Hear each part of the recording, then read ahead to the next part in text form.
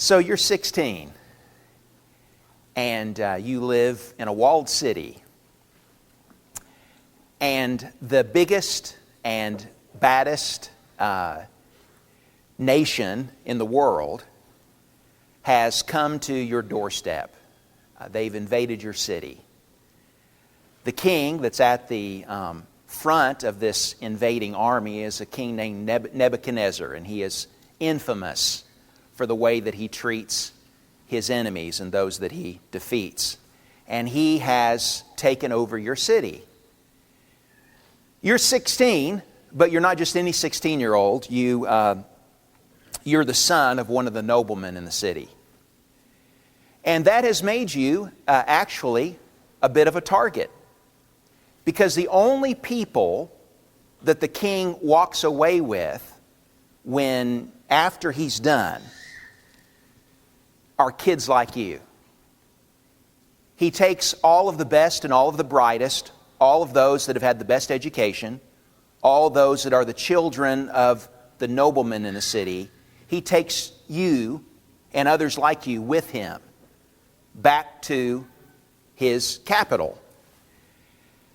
And there you are among other kids like you who are going to be groomed to serve in his government.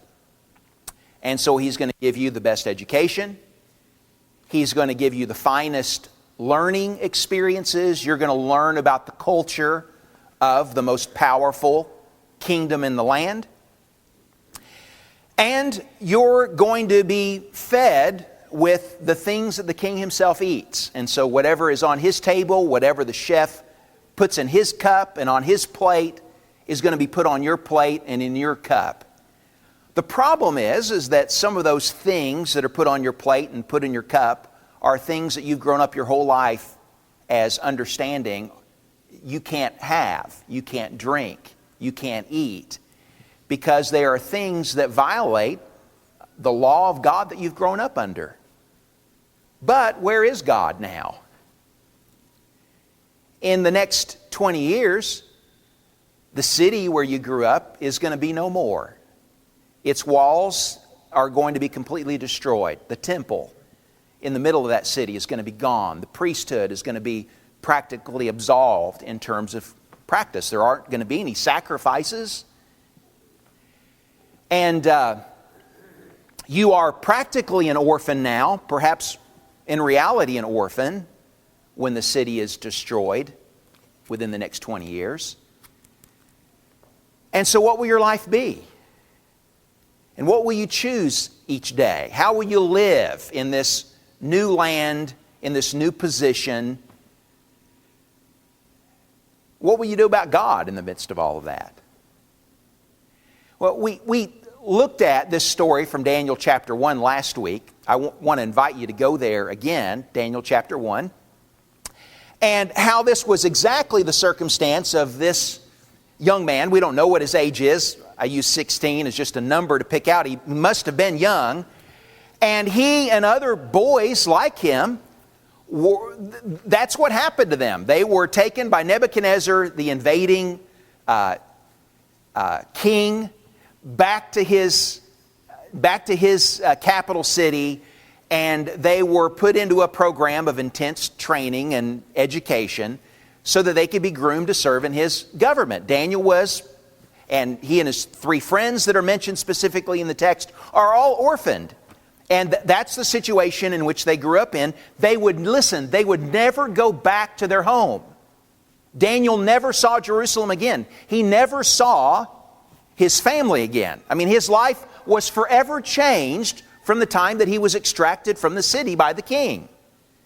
Now, this story's dramatic, but we use the story to paint the picture of the fact that we are all the time ourselves. We are all the time in our own day and in our own lives faced with things that are like Daniel's circumstance in this respect.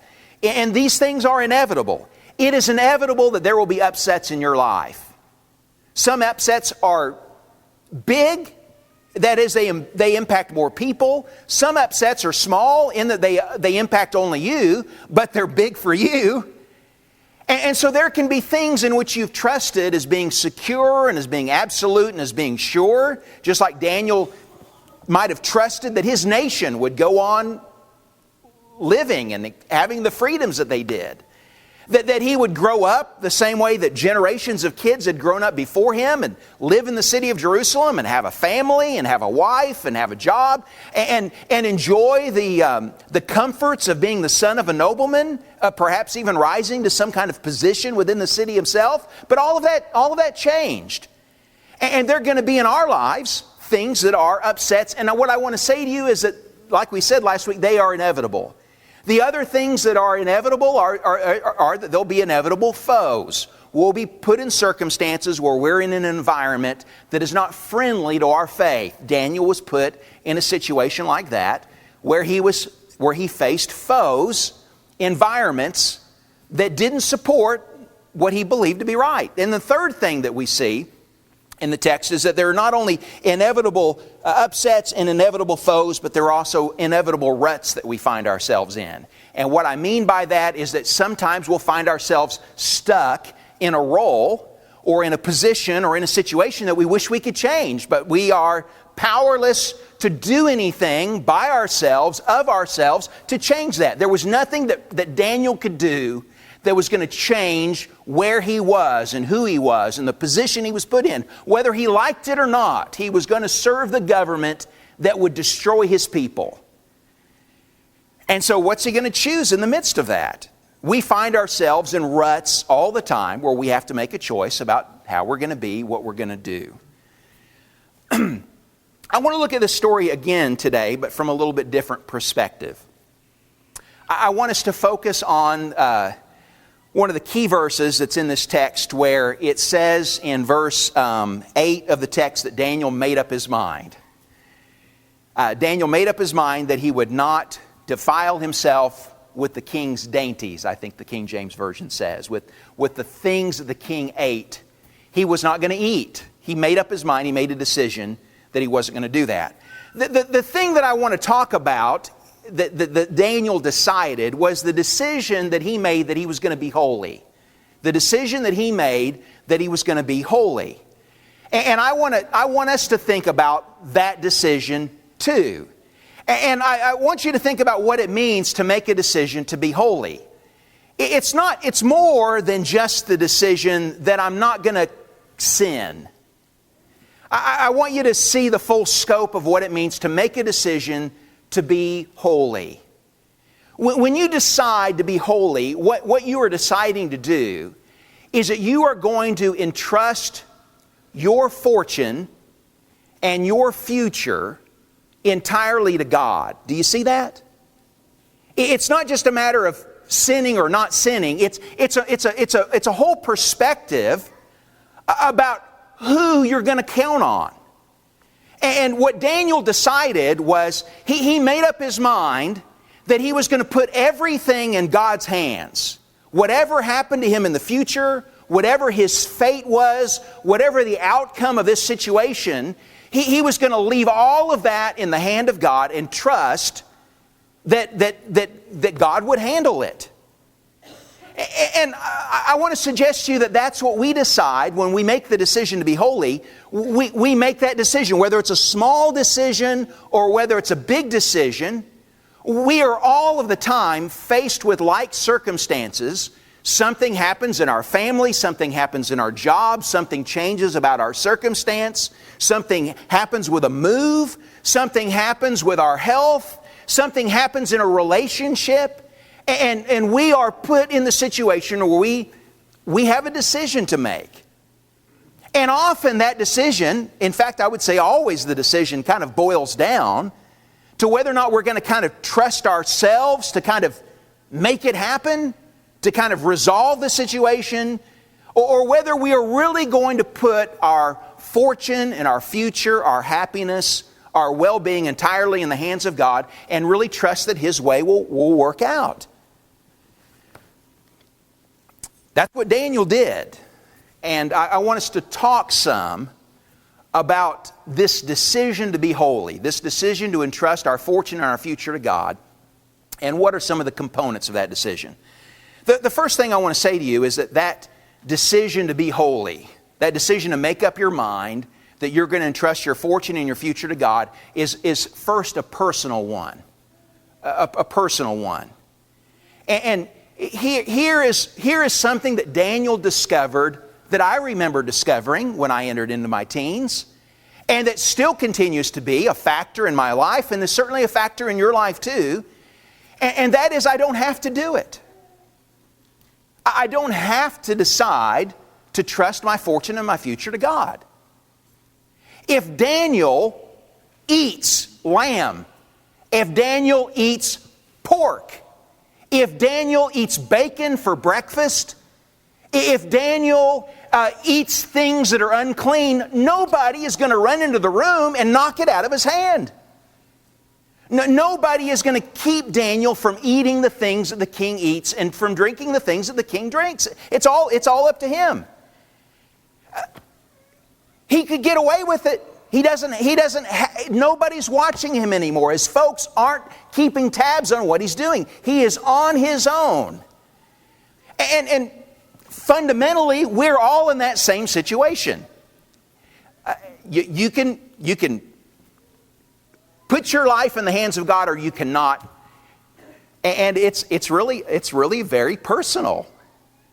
Whether we do that and to what degree we do that is all a very personal decision.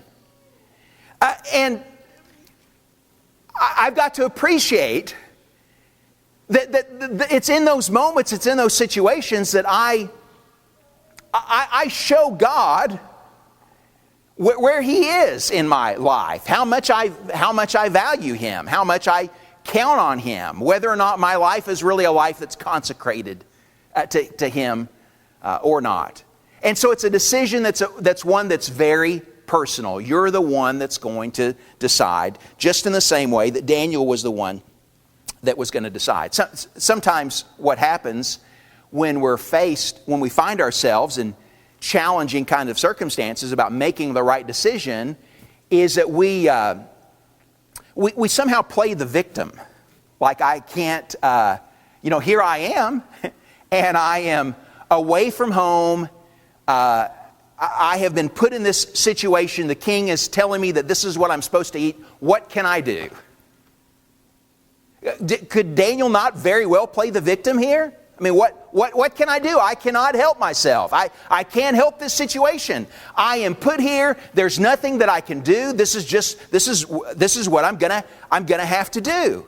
Well, Daniel shows that that's not the case.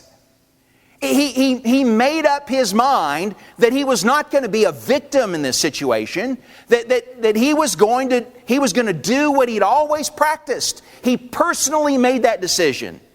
And you and I find ourselves in that kind of circumstance all the time. You know, if you lose your temper tomorrow, a little bit or a lot, that is not, unless it's really bad, it's not going to be on the news tomorrow.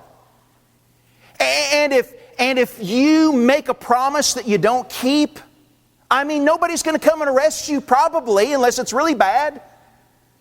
And if you make one decision tomorrow about being a little bit selfish, nobody's going to cry over it. And that's what I mean when I say that the decision to be holy, the decision to trust my fortune and my future to God is one that's very personal. Nobody's going to, the world doesn't cry when heaven loses in my life. Do you see that? The world is not bothered by the fact that I am selfish, or that I have a bad temper, or that I have a bad tongue. And so it depends on me about deciding whether or not that's going to matter in my relationship with God or not. And Daniel made up his mind that he would trust his fortune and his future to God. The second thing I want to say about that decision is not only is it personal, but what we learn in this story is that it's possible to be holy. You can do it. It is possible to really put your fortune and your future in God's hands. And that's precisely what Daniel did here. Again, he didn't play the victim. He didn't say, I'm stuck. There's nothing I can do about it. My hands are tied. I'm just going to have to violate my conscience. I'm just going to have to do this thing that I know that God doesn't want me to do. I'm just going to have to do it. Well, he wasn't stuck. And so he came up with a plan. He went and he talked to the one who was put in charge of all the kids. And he went and he spoke to him, and he said, look, these are things that I can't eat, and my three friends, we can't eat these things. Can we eat something else? And the commissioner said, look, if it was up to me, that'd be fine. But it's not up to me. If you guys come in looking haggard and unhealthy, if you start losing weight, if you don't look as good and as bright in countenance as the other kids, then I'm going to get in trouble for that. And so it's my head if this doesn't work. And the point of that is that Daniel's first plan didn't work.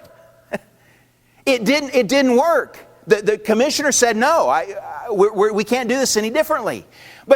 But how Daniel illustrates the possibility of making the right decision, of being holy, is that he didn't stop with his first plan. He moved to a second plan. And so he went to the one who was directly over him, and he said, just give us 10 days. And just let us eat vegetables and let us drink water. And just see what we look like at the end of 10 days. And so he came up with a plan B. And plan B worked. Now, what do you think would have happened if plan B didn't work? What if he said, no, I'm not going to do that. I'm not going to give you vegetables and water.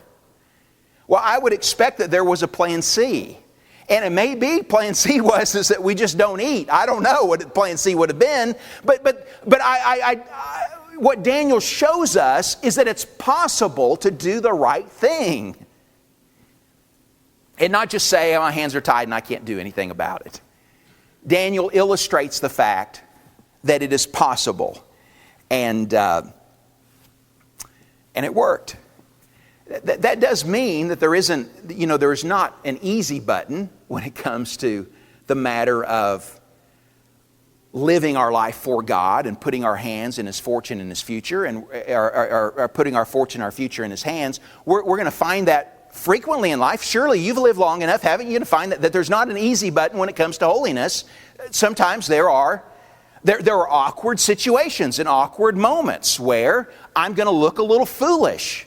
What do you mean you don't eat pork? What do you mean that you can't have bacon for breakfast? What do you mean that you can't eat the stuff the king eats? That makes no sense. And so there are going to be situations where we look foolish, or where we look dumb, where we feel awkward, where we try to explain why we're doing this, and where folks look at us like we've got two heads. What are you saying? Well, that doesn't make any sense at all. Why would God say that you can't do that? But it's possible to get through those moments. And Daniel illustrates that for us. A third thing that I want to say about the decision to be holy is that while it is personal, it's not private. What I mean by that is that there's a public impact on the personal decisions that we make.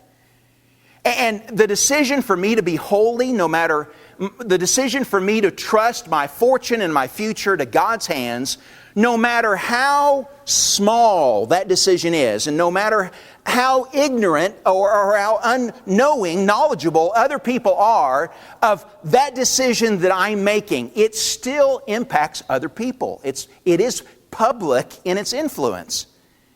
And we see how that plays out in Daniel's story. This is a very personal decision about what he's going to eat and what he's not going to eat. But it has influence on other people. When he goes and he talks to the commissioner and he explains to him why it is that he can't eat this food, Daniel would have had to say something about his God, right? And he would have had to say something about his law, and maybe even explain the reasons for it, why God told them what they should eat and what they shouldn't eat.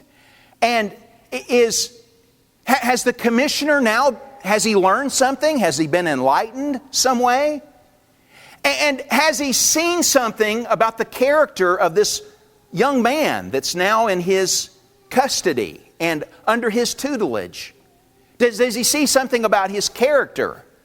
About here's a young man who is, if he believes a principle, if he believes that something is right, he is loyal to it. Because his daddy ain't here and his mama ain't here. And yet he believes that something is right, and he's going to do the right thing whether anyone's watching him or not, whether there's any consequences or not. In fact, even if there are negative consequences for doing the right thing, he's still going to do it. Now, do you think the commissioner is changed by having someone like that in his acquaintance? But it's not just the commissioner. It's also whoever it is that's in charge of Daniel and Shadrach and Meshach and Abednego that goes along with their plan and feeds them vegetables and lets them drink water. Now, do you think he's influenced by that? What 16-year-old is going to eat spinach for 3 years? Who's going to do that? What young man, if he could have a beer, is going to say, no, don't give me beer, give me water to drink, and I'll drink water for 3 years. But I'm not going to drink the king's beer. I'm not going to do that. And Daniel made the decision he wouldn't do that. Now, is someone not going to be influenced by that? Yeah. It's a very personal decision, but it's public in its impact. So the commissioner is affected, the supervisor of them is affected, Shadrach, Meshach, and Abednego are affected by the fact that they collaborate together to do the right thing. And I just expect that those 4 boys were probably in the minority. I just expect, we're not told explicitly how many children were taken captive by King Nebuchadnezzar, but I expect that there were a lot of 16-year-old boys that said, let me drink the king's beer. Lots of it. Let me eat the king's cake. Let me eat some of that meat. And did. And yet, they see Daniel and they see Shadrach, Meshach, and Abednego making another choice. Wouldn't that not, if everyone's going along, it might not work on their conscience so much. But when you've got 4 young men among you that have chosen to do the right thing in spite of the fact that everyone else is choosing to do the wrong thing, that's got to work a little on your conscience. And maybe there's some young men in that circumstance that were convicted because they saw Daniel and the others making the right choice. And so there is a public influence that comes from your personal decision to trust your fortune and your future to God. The 4th thing that I want to say about the decision to be holy is that there is some permanency attached to it. And what I'm talking about here is the ripple effect of all of the decisions that we make.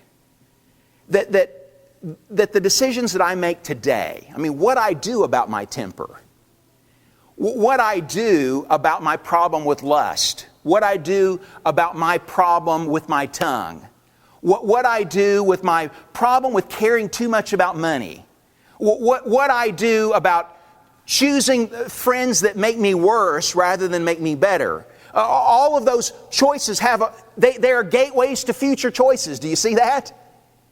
And when I compromise on this little choice, then it has a downstream effect. It has results later on. And it does something to my strength of will, my decision-making ability. When I make the right choice and when I see that God shows up when I make the right choice, then doesn't that embolden me to make the right choice again? And when I make the right choice and I get embarrassed, or I make the right choice and I feel a little awkward, then you know what? The next time I do it, I won't be so awkward. I won't be so intimidated. I won't be so afraid, because I'll see the difference that it made. That sometimes my awkwardness is the most inspiring thing to other people. Sometimes the way that I stumble through doing the right thing is the thing that inspires them or encourages them the most. Or if it doesn't inspire or encourage anyone, it's the thing that glorifies God the most, because He sees that I was awkward for Him. that I hurt for Him, that I fell on my face and I fell on my face for Him. He's magnified in that. And so there's a permanency to the choices that they make because they become what we do becomes a part of who we are. It changes our character, those choices. In one respect, you could look at this whole story of Daniel and it was just food. I mean, isn't that the way you reason when you find yourself in a tight spot? I mean, it's just food. What's the big deal? Drink, eat. It's just food. But it's not just food. Because it's tied to the fact that Daniel has committed himself to God. And so the food's a big deal to him because God set the table for the Jews. God was the one He's the one that filled their pantry with the things that they could eat and the things that they couldn't eat. God was the one who made those decisions for them so that when they sat down to eat, they'd always think of Him. They'd think about how He gave this lamb and He gave these vegetables and He gave this drink. It's all from Him. And so they were reminded of, so it was a big deal because what he ate and what he drank was a part of trusting his life and his future to God. And the more he reinforced that habit and that thinking, then the more instinctive and intuitive it became to his nature, the more it changed him. And so there is a permanency attached to the choices that we make about whether to dedicate or whether to give our life, our fortune, our future to God. A fifth thing that I want you to see about the choice to be holy, and that is the fact that there's a price that's associated with it. There's a risk associated with putting things in the hands of God. You might hurt. And it might not work out right. I mean, we read these Bible stories and we already know the outcome. We know that, Daniel chooses not to eat the king's food, and when it's all over with, Daniel looks healthier than the other kids because he ate vegetables and he drank water. And there was no science about fitness. It wasn't cool to eat vegetables. It wasn't cool to drink water out of bottles. I mean, this was not a social trend. He's going against culture. He's going against the grain. He's doing something that isn't trendy, that isn't hip. And so he's making these kind of choices, and there's a price for that. Just like there's a price for the choices that you're going to make about trusting your fortune and your future to God. And it's the risk that makes it something that is that's so potent in our character, because we are always put at these crossroads where I can choose me and what is comfortable and what is convenient and what seems like it's the safest thing to do right now, what seems to be the thing that the majority would say would be the good thing to do here, or I can choose God and be kind of left out in the cold from other people's perspective.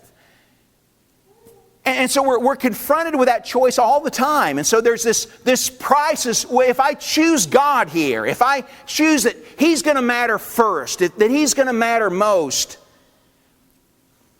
then what will become of me? What if after 10 days I don't look so good?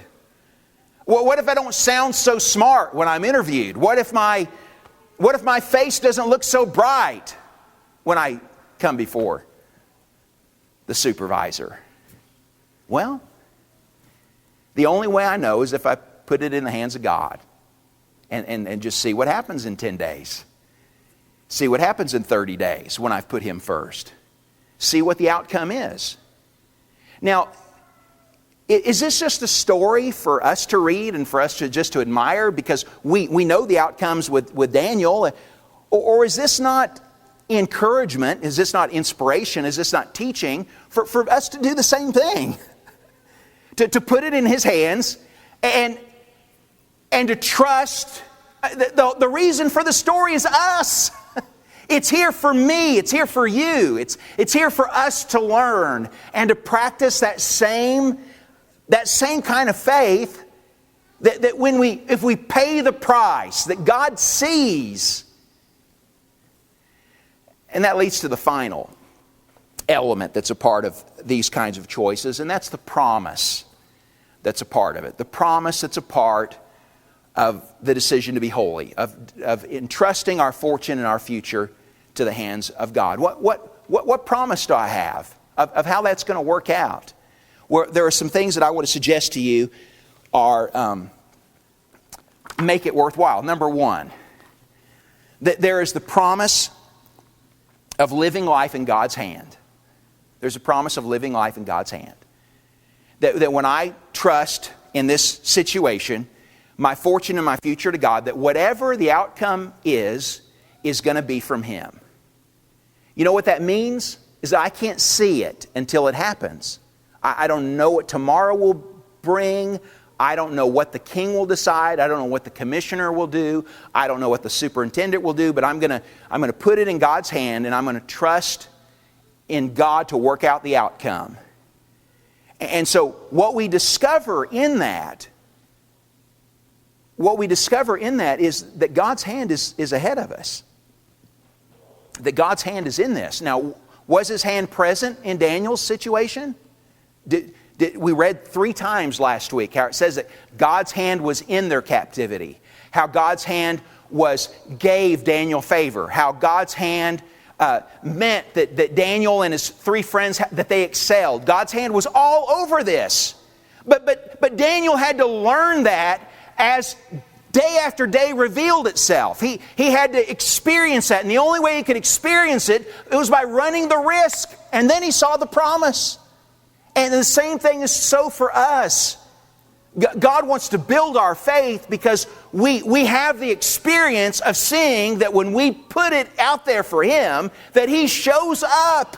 And He always does. Just the same way that He showed up here. And so there's the promise of living life in God's hand. When you make choices, then what you do is you invite God to make choices. Do you see that? When you make choices, you invite God to make choices too. The second thing that I want to say in terms of a promise is there's the promise of collaborating in God's purpose. There's a promise of collaborating in God's purpose. When this was all over with, when the 3 years were finished, guess who Nebuchadnezzar talked to? He talked to Daniel, and he talked to Shadrach, and he talked to Meshach, and he talked to Abednego. What chance is there that 4 orphan boys from Jerusalem, that they would have an influence on the most powerful king in the world? What decisions might he have made were influenced by these young men? And it wasn't just that they had a political office and that they were involved in big affairs. It was that they were able to bring God's counsel to the situation. They were able to bring God's perspective. They were able to have an impact. They were able to speak in His court about God's things. And the opportunity for them to do that would show itself over and over and over and over again when the king had a dream. Or when the king got a bright idea about setting up a big statue of himself. Or when the king got an idea about punishing those who wouldn't bow down to the statue. Over and over again, they had a chance to influence. And I expect that those are not all of the stories that could be told about what happened there. And they were God's partners in all of that. And so when we entrust our fortune and our future to God, then we enter into a partnership with God. We collaborate in His purposes. That's one of the promises. The third thing is that there is the promise of showing God's greatness. There's the promise of showing God's greatness. When we entrust our fortune and our future to God, when we put it all in His hands, then we, if nobody else knows, God knows the internal struggle that we have in choosing Him over self, choosing Him over what's comfortable. Nobody else knows. Don't you know that God smiles when He sees that? When we show Him how much He matters to us, that we would hurt for Him, that we would suffer for Him, that we would look foolish for Him, that we would look dumb, that we would be outcast, that we would lay it all on the line for Him. We show Him His greatness, and we show others His greatness in that. When all of the comfortable reasons for being holy are gone, when all of the comfortable reasons for being holy are gone, and we are holy, God is magnified in that. Holiness comes down to the choice of how great will God be in my life. How great will God be in my life? It just boils it all down to what it's all really about, and that's me and God. And when I put my life in His hands, and I put my fortune and my future in His hands, and all these little choices that I make, I show God how great He is, and others how great He is, and I experience how great He is, because God always shows Himself to those who show Him to be great in their life. Does that make sense?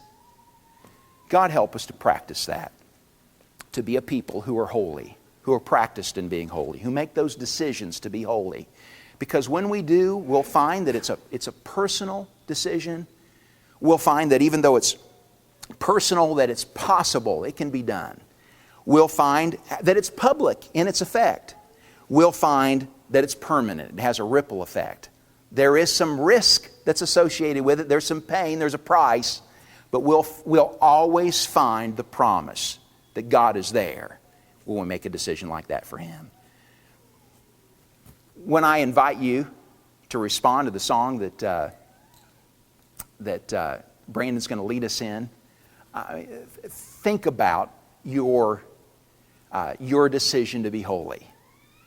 What you're going to consecrate in your choices to God this week. Make that commitment to Him. Whether it's something personal that you're committing to, whether it's something public that you need to commit to in terms of dedicating your life to God. Now would be a great day to start. Won't you come as together we stand as we sing.